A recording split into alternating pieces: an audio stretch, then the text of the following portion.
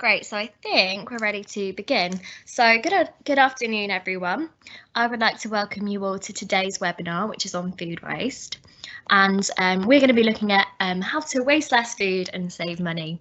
My name is Kirsty and I work for the North London Waste Authority, and I will be the host for today's session. And I'm also joined by my colleague Val, who will be presenting today's topic. Before we start the presentation, I've just got a few admin announcements. So do feel free to introduce yourselves in the chat if you would like to do that. There's a question and answer box there as well. If you wanted to, you can add subtitles to your screen if you would find this helpful. Please note that it's not 100% accurate, but you can do this by selecting the CC option on the bottom right-hand corner of your screen.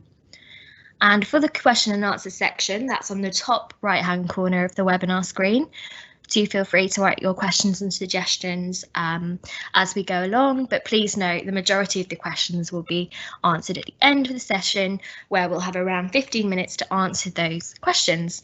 Please note that if we run out of time or we can't get around to your question, you can pop us an email and our address is at the end of the presentation, but I'll tell you that now as well. It's wastepreventionteam@nlwa.gov.uk. Excuse me. So, for those of you who might not know who we are, the North London Waste Authority, also known as NLWA, is a statutory waste disposal authority for 7 of the North London boroughs, as you can see on the map on the right. And the key priority for NLWA is to arrange for the recycling and treatment for the majority of these boroughs, for all of these boroughs even, managing the reuse and recycling centres and promoting waste minimisation and recycling. So myself and Val work as part of the waste prevention team, and the key priorities for our team is to educate residents living and working in these North London boroughs on reuse, the reduction of waste, recycling, and we do that through a number of community events, presentations. We engage with businesses, hold stalls regularly in pre-COVID times, upcycling workshops, and we also have a schools education programme. So many of you who are on today's webinar may have attended some of these events, particularly the ones that focus on food, such as Waste Less Lunch Free and food waste stalls at universities, offices, and presentations like the one we're delivering today. We tend to deliver to community groups face to face. And as you know, we're delivering these presentations online due to COVID-19. So we hope you find it useful. And at that point, I'm going to hand over to my colleague Val, who will be delivering today's presentation. Over to you, Val. Hi, thank you, Kirsty. Good afternoon, everyone. Thank you all for coming over today to learn more and chat about food waste in the UK. In this webinar, we will see some tips on what can be done to minimize the issue and how can we show you to help you save up £730 per month. Unfortunately, the UK is currently throwing away around 9.5 million tonnes of food per year. This is the equivalent of over £19 billion a year, and 70% of this food is still perfectly edible and suitable for human consumption, which is very sad. These statistics are based on households, retail, hotels, restaurants, manufacturing, and other sectors all combined. Unfortunately, the UK is currently throwing away around 9.5 million tonnes. Oh, sorry, this is the same. 1 second. It was the same. Apologies. So just to make a little bit more interactive and hopefully even fun for you guys, I would like to ask you if you could try and guess here, which of these sectors are the ones wasting the most food? And if you could please just add your answers on the chat box. You will find it's a little balloon on the top right, I believe, on your screen. And if you could just add them, and then we can have a look. So what do you think? what sectors or industries is wasting more food. Household on the top left, hospitality on the top right, manufacturing at the bottom left here, or retail at the bottom right. I will give you guys a couple of seconds to answer. So it is households wasting a shocking 6.6 million tons of food, followed by manufacturing wasting 1.5 million tons of food, hospitality wasting 1.1 million tons, and the last one is retail wasting 0.3 million tons of food per year. If we consider the economic impact, then hospitality is in second, wasting 3.2 billion pounds, and manufacturing is the third, wasting 1.1 billion pounds. And households still wins, wasting almost 14 billion pounds per year in food. So 70% of food that is thrown away comes in fact from our homes. This 6.6 million tons of food which we at home are throwing away could actually fill the Wembley Stadium 8 times over. And around 60% of all this food is in fact perfectly good for consumption. Quite shocking, huh? The reality is that we are all guilty of throwing away food sometimes, some less than others, depending, of course, on our circumstances. The average family in the UK tends to waste £730 worth of food each year. This is the equivalent of throwing away 1 in every 5 bags of food we buy, around 244 kilos of food per year. A single person is even worse, throwing away up to £210 worth of food, which weighs around 69 kilos. This is just a bit more than my weight in food going into the bin. And of course, this is just the average in the UK. Some will waste even more. The good news, though, is that we can make a significant difference by just incorporating a few changes into our daily lives. And this will also help us saving money, which is a win-win. And that's why we're here today, to give you guys some tips which will make a big, difference in your daily lives and save you money. Just to give you guys an example closer to home, as a single person, I find sometimes it's quite difficult to find smaller quantities of food to buy in the supermarkets, for example. Supermarkets, they tend to make offers or cheaper deals, so to encourage us to buy bigger quantities of their products, such as potatoes or peppers sold in bags. So although we are getting a good deal, financially speaking, unfortunately, sometimes we just end up throwing away some of it. And this is simply because we cannot use it everything before it goes off. Can any of you guys relate to this, the single people out there? This is one of the reasons why I choose buy most of my vegetables frozen. They should be just as fresh or even fresher, as they are often frozen immediately after they have been cropped. And this process actually ends up locking all the vitamins and goodness. And I also find frozen veggies and fruits very practical, as they tend to come already sliced or chopped.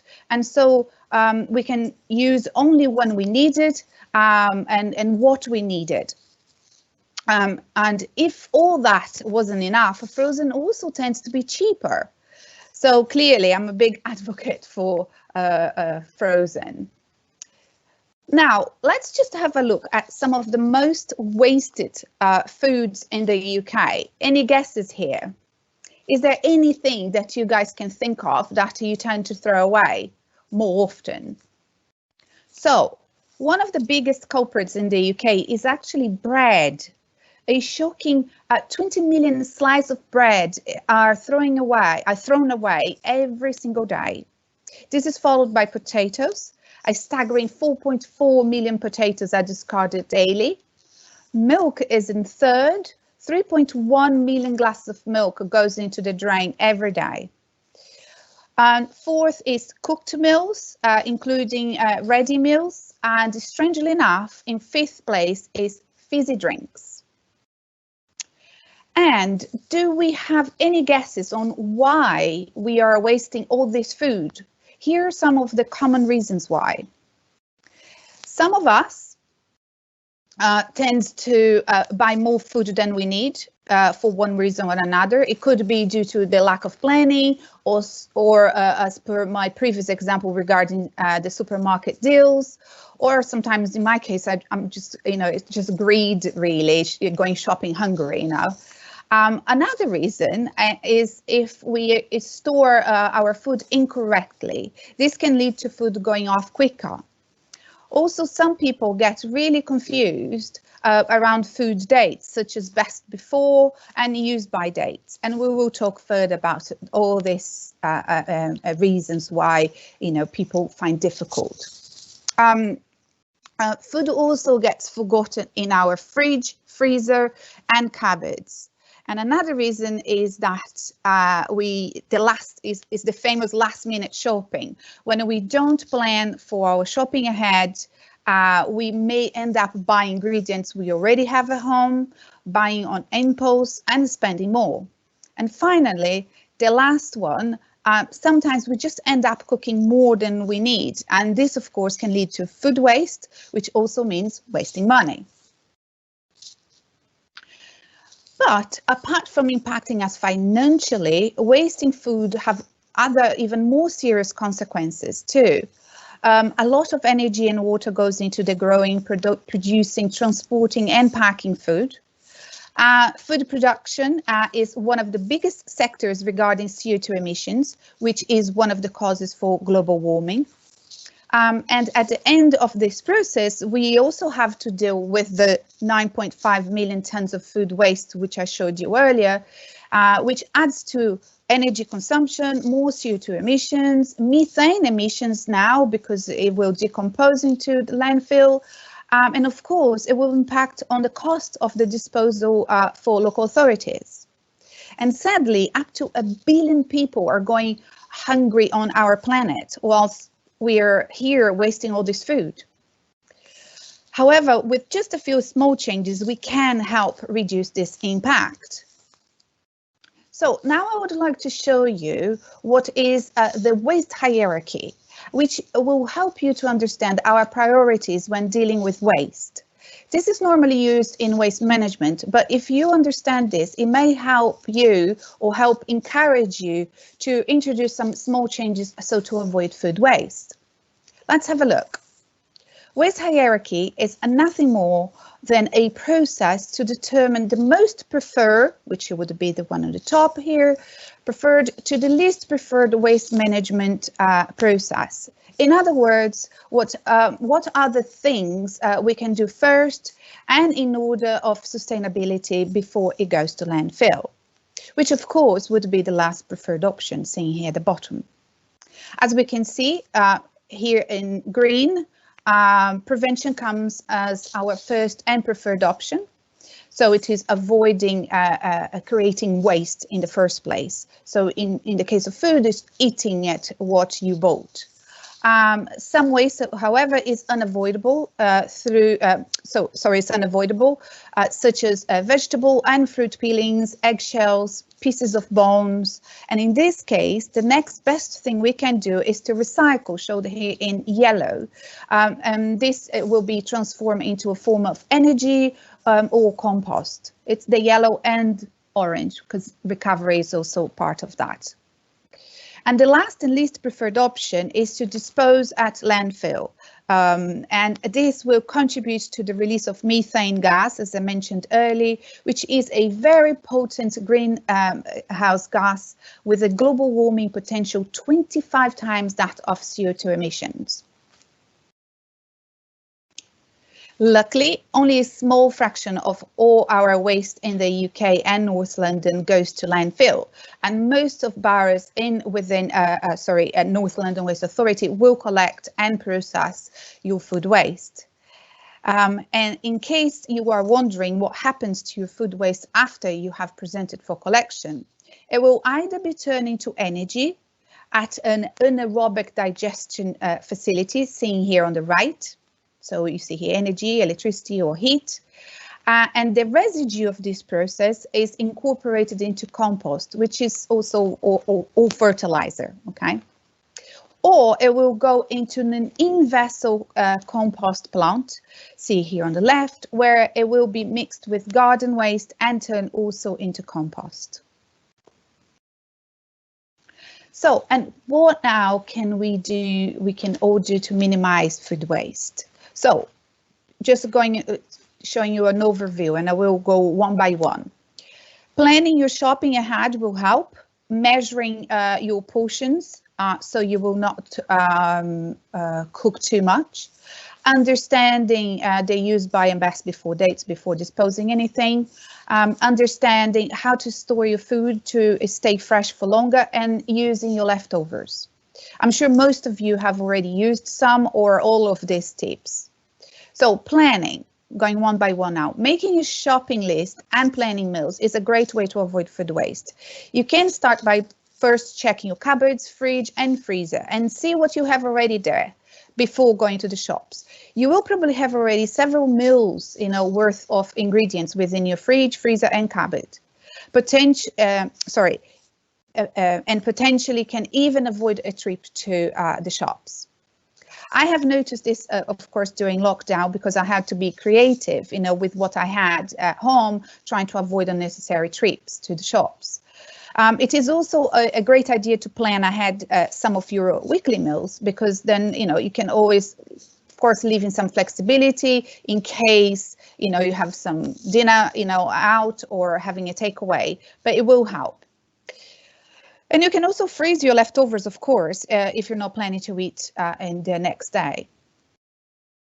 Also, to measure your portions is a great opportunity to avoid food waste, save money, and support you on having a balanced, healthy diet. We often cook without measuring and end up cooking too much, which leads to leftovers. Now, having leftovers and consuming it's okay, right? But throwing away freshly cooked pasta or rice, which a lot of people end up doing, is really a shame, and it is avoidable. And all you can do, is just by finding your ideal portion and measuring before cooking. During our face-to-face interactions, before COVID, we would tend to give you guys, give away some tools, such as the one showing here on the pictures. And so we have here the rice measuring cup and the spaghetti measuring tool. And both of them, they tend to show they measure 75 grams, which is what an average person would consume. However, of course, this will vary depending on your needs. And this would be for one person, 75 grams, this for 2, 3, and 4. But of course, you can use anything to find your ideal portion. To measure spaghetti, for example, if you really want to go for that, you can just hold the spaghetti within your fingers like that in a diameter of 20p. So all you need to remember is it should be the size of a 20p coin. And that will give you 75 grams. But using anything that you find around, eventually you will learn your portion.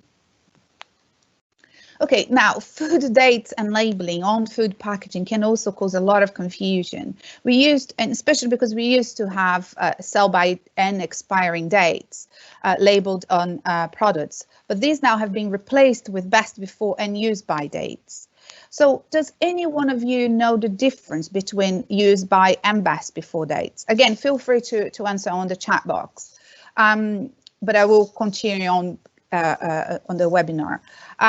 The use by date is used to follow actually health and safety, and it could be potentially dangerous to eat anything after its use by date. So make sure to keep an eye on the date, and it can freeze your food just before it goes, it gets to the date if you think you're not going to eat before it.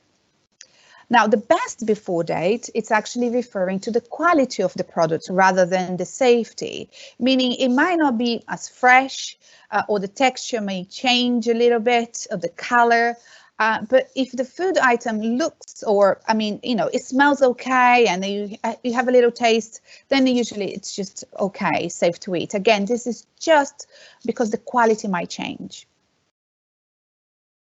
Now, the next tip is storage. And if you look you will find that most perishable products will have instructions on how to store them. So, to make sure that you're keeping them as fresh for longer. The olives here on the top, on the picture, recommends being stored in a cool and dry place, away from direct sunlight, and once open, to keep it refrigerated. The snowflake, which is actually this little one here, shown on the picture,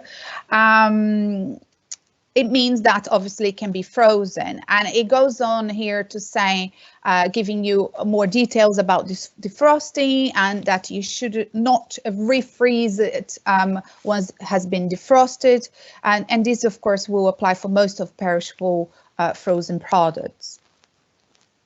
You can also find more information on storage and what items can be frozen on our website. You will find there, for example, that even eggs can be frozen. Did you know that? It's quite tricky though, but have a look. Other items that can be frozen are butter, cheese, cake, milk, herbs, fruits, so they can be used for smoothies or fruit salad. You can slice onions and freeze them ready to be used when cooking. One can also parboil and freeze potatoes. Just make sure to slice them or cut them in cubes. A tip for salad is to wrap greens in a kitchen roll paper, and this will absorb any humidity, keeping it fresher. Celery and carrots, you can keep them, the roots of them in a jar of water. Just change, the water, and it will keep them hydrated and fresh for longer. Sauces, make sure to have a look at the instructions, because this might vary. Some will need to be in the fridge, others in the cupboard. And eggs, it will last much longer inside of your fridge, but you can, of course, tell if an egg is off by placing it inside of a glass or any pot with water. And if it floats, it's because it's off, because obviously it created some fermentation inside. And if it is okay, it should sink. But again, the smell of a rotten egg is unforgettable. So if you ever end up cracking one, it's all black and it's horrible. You won't miss it. Potatoes and onions can be kept outside the fridge. Bread does not like the humidity of our fridge, so just follow the packaging instructions, or again, freeze your bread. As you know, I'm a big fan of freezing. I love doing this, as I can just get the slices I need from my freezer when I need it, put them in the toaster or fry them with butter, which I love as well. And it's just going to be good as when you bought it. Bananas, on the other hand, they will go black, the same as the bread, they will go back black if they are inside of the fridge. So just keep them away from the heat and direct sunlight. And if they're going a bit too ripey, then you can always use for baking or to make a banana compote. And our last tip today on helping us all to avoid food waste is to use your leftovers. I like cooking enough at dinner, so I have my lunch ready for next day. Leftovers also can be frozen for another time, and it will last for a very long time in our freezer. Or you can add a few new ingredients to your leftovers and transform them to a brand new dish. For example, with rice, you can turn into special fried rice or rice pudding, or pasta you can turn into a frittata or oven baked pasta. And we have at North London Waste Authority a leftover cookbook, or leftovers cookbook, which you can download it for free from our website. I believe my colleague will be sharing the link with you guys on the chat box. And and there are also numerous apps on and websites across the web using leftovers. So have a look. So, well, now you all know that there are endless ways which we can all reduce, reuse, and recycle our food waste. And we can all make a big difference just by incorporating some easy tips into our lives. what may seem a small action could in fact make a big difference helping protecting our planet. Even minimal changes to the way you shop, cook and consume food will help reduce your impact on the environment. With a small amount of effort, you can cut your food waste dramatically. You can clearly save money and time. It's a win-win-win. Well, this is all from me today. Thank you all. I hope it was informative and helpful, not too tiring. I will now hand back over to Kirsty so we can start our Q&A session. Back over to you, Kirsty. Great, thank you, Val. Do you mind just popping up the web? There we go. So that's our email address if you did want to get in touch with us. I know someone's already asked for that, so there it is again. And then these are obviously our social media channels in case you would like to follow us on social media. So yes, this is the Q&A section of our webinar. Please do pop your questions in and we will begin to answer those for you. We've had a couple of comments, but not too many questions so far. So yeah, get them in and we've got about 15 minutes to answer those. So, shall we start talking about food waste anyway, Val? Well, yeah. Questions to come through. We shall. So, should we talk about our favourite tips or? Yeah, I mean, as I said, like frozen for me is the main thing I discovered, and, at first I thought I had this wrong impression that, any vegetable or fruit would come really soggy, that it would change the texture. And of course, it's true for some of the fruits and so on. But actually, for vegetables, I mean, every single one I bought it so far, it just works so perfectly. It doesn't change at all. I can just use from frozen, immediately put into, really quick rinse under the water, which you won't defrost completely, but then you put straight into the frying or whatever you're doing, like a soup, and it's just perfect. It's so quick, so practical. And as I said, it's even fresher, potentially fresher than it is, what they call fresh vegetables, because, once it's cropped, it's frozen immediately. So it keeps all the goodness inside. So, yeah, and it tends to be cheaper. So, that's my favorite, tip for all them. Absolutely. That's a really good point. And for me, it's definitely toast. So I don't really eat sandwiches and stuff. So I always freeze my bread pretty much straight away and have that as toast. And then another one for me that I do almost daily would be the frozen fruit as well as veggies for smoothies. So they're all ready for when I want a smoothie, I just throw them in. So we've got a couple of questions through now, so that's great. So one person has asked, do you have any ideas about how to implement education for food waste in schools? So we do actually have a schools education programme whereby people go into schools and teach children about the environment, about recycling and all things to do with waste prevention, including food waste. I don't have all of the information on that, but if you pop us an email, I can speak to my colleague who works on that and we can try and get some more information over to you. But good question. And then Pierce has asked, I was wondering if you think it would be effective or feasible to create a community food waste collection scheme, maybe for nearby gardens or farms. Oh, I'm sure that some exist already. And we also have the community fund where we do actually fund different community groups, and some of them are related to food waste. So again, I'd probably be able to get a little bit more information on what's already happening if you pop us an email. Sorry, I don't know off the top of my head. If I may add something, unless you wanted to say something else. Sorry. Please do, Val, go for it. Yeah, I think, I mean, it's a great idea, and we haven't really covered a lot about composting. And I know that was the person that was interested in composting when they wrote to us. And I think, yes, I mean, if you find a community group with, allotments or, a lot of gardeners, that can have the land to do compost, that is it's a really, really good idea as well. I mean, again, as I mentioned with the waste hierarchy, the best thing to do to avoid waste is to eat what you buy, pretty much, right? So not to actually having to throw away. But if you do have, and which, as I mentioned, we're always going to have some waste, you know, peelings or so on. So then, yes, you know, you can always add to a compost. If you have your own compost at home, great, you know, and we can definitely chat more about compost if you guys want to know a little bit more. But otherwise, yes, trying to find a community group that can do a massive heap compost, that would be good. Yeah, exactly.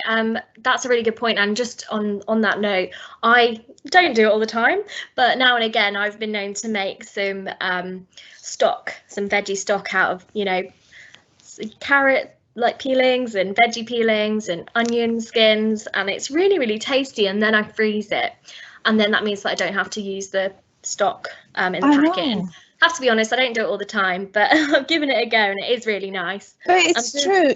It's true, because it has actually most of vitamins are on the skin of vegetables and fruits. So, and unfortunately, we're throwing away all this, you know, that's also another point. Exactly. So I'm going to start to read out some more of the questions. So someone else has asked, what can councils do to improve their food waste? So I assume you mean maybe the amount of food waste that's collected. Feel free to comment if that's what you mean.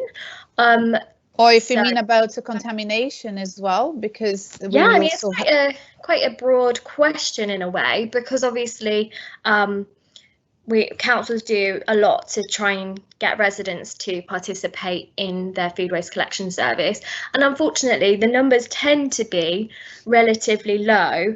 I don't have a percentage for each and every North London borough to mind, but we probably could get that to you if you needed it, if you did want to get in touch and email us.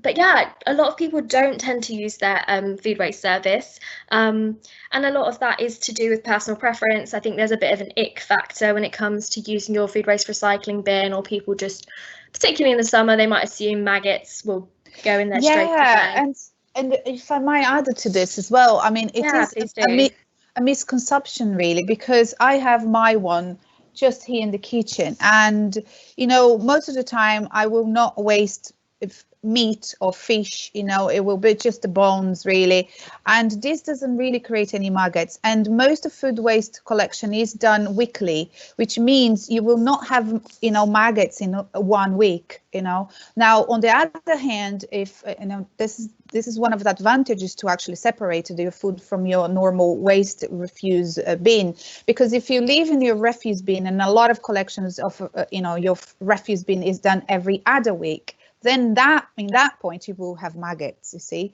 So you might feel scared of leaving food, you know, separated, that these will attract, but no, actually, you know, it's the opposite. It will be collected every week. Now, contamination, if we're going back again, one of the reasons to improve, you know, one of the ways to improve food waste recycling or collection, again, is being careful with contamination in your food waste bin. So one of the things that you should never use is plastic bags. You know, there are few boroughs that accept those biodegradable bags, and others they not. So just make sure to check your council website. But you can line your bin, you know, your food bin with newspaper, and it's just make sure that nothing else apart from, you know, food is there. And food includes bones, you know, eggshells, they're okay as well to be there. Even tea bags are okay. But apart from that, just don't add anything else. Brilliant. And so we had another question here. Sorry, just open up questions. So someone's asked regarding the council's actions on food waste. Oh, so someone's just responding, I meant how to increase participation or reducing the generation of food waste. So increasing participation, obviously you can provide communications to residents in the form of social media, online, and also you can do leaflets. A lot of councils tend to avoid sending leaflets too often because it costs lots of money, but also, again, it's producing paper. Doing So what that's we're one doing as well, doing what we're doing right now. Yeah, so we work in collaboration with the 7 boroughs, so we try and promote all of those boroughs as well. We recently sent lots of big food waste packs to a variety of libraries across the 7 boroughs with loads of information, leaflets and stuff like that. We also had some kind of rice scoops and freebies as well, which we sent to a range of boroughs during lockdown.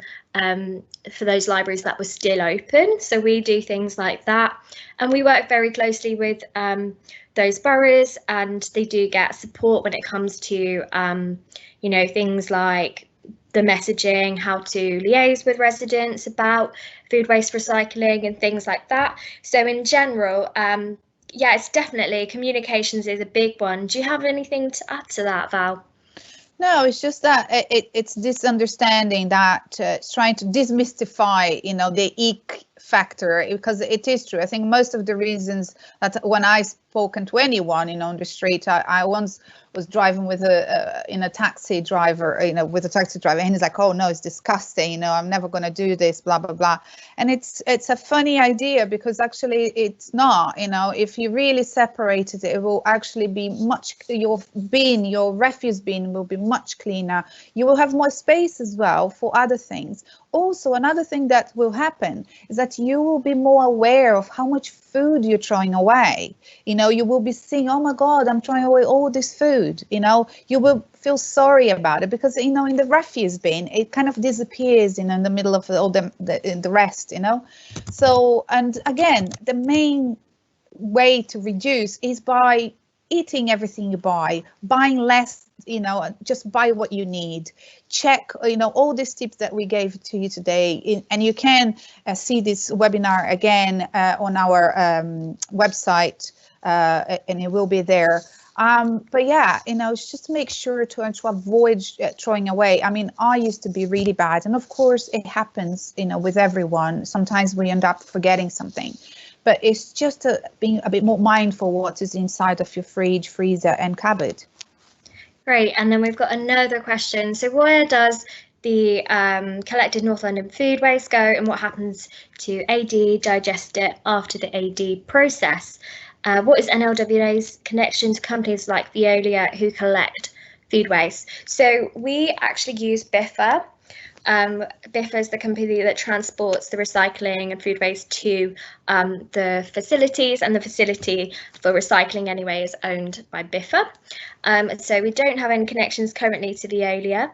And so just to answer your question a little bit, so in North London, the food is either taken to an anaerobic digestion facility for processing, or it's taken to an in-vessel composting facility. If it was collected with the garden waste, for example, I live in Waltham Forest and I put my food waste and garden waste in the same bin.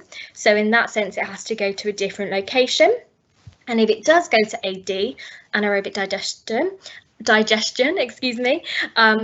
food kind of gets broken down in a oxygen-tight container to produce a biogas and digest it.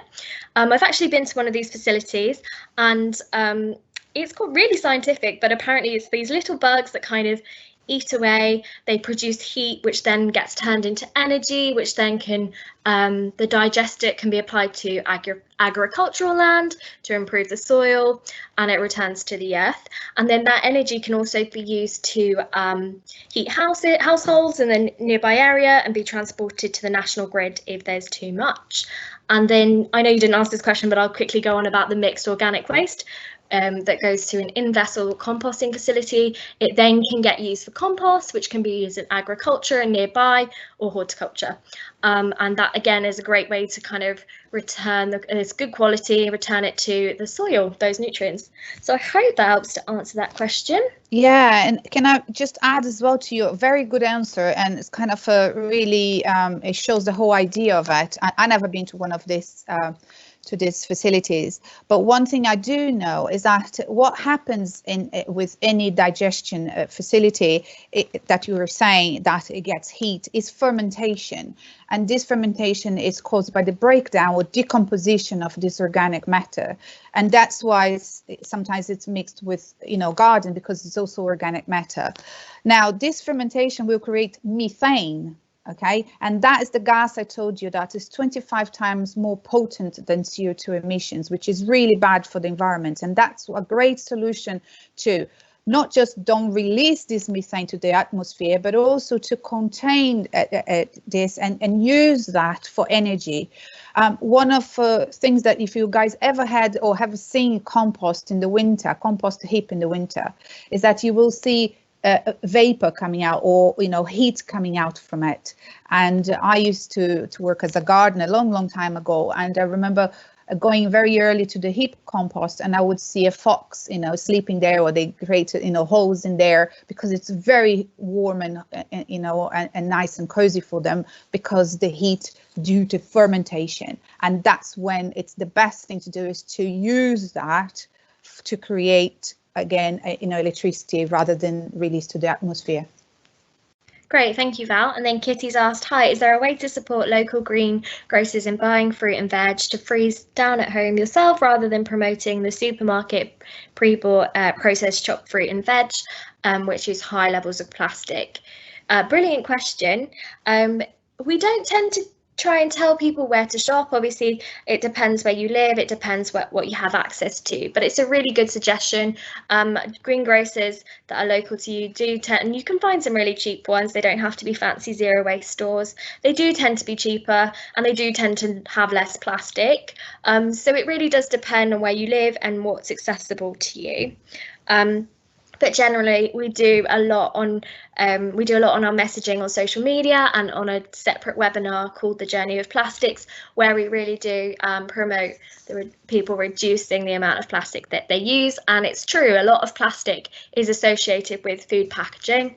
And particularly with veg, it isn't necessary. The same with things like bananas, it isn't necessary. There's already a natural packaging on them. So really good point, Kitty, thank you.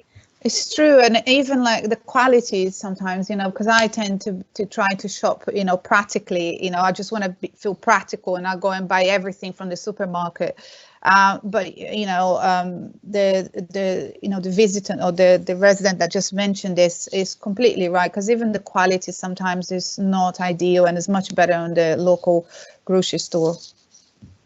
Great, so we've got 1 minute left. I'm not sure I think we've managed to get through all the questions, which is great. And if we haven't got through the questions, your question, or you did want more detail and we weren't able to give you all of the information today, do get in touch with us and we'll get back to you as soon as possible.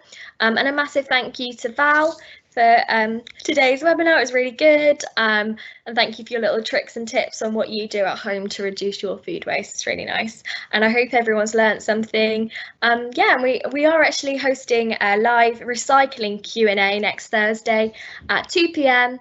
Where most likely I will be answering your questions about what can and can't be recycled. Do watch out for that if you fancy joining. And we're hoping to, fingers crossed, to be delivering a live food demonstration before Christmas. So yeah, look out for that as well on our events on Eventbrite. And we hope you can join us, cook along, and make some recipes using up those commonly leftover foods. So thank you, everyone. I hope you have a good afternoon, and thanks, Val. Thank you. Thank you, everyone. Bye.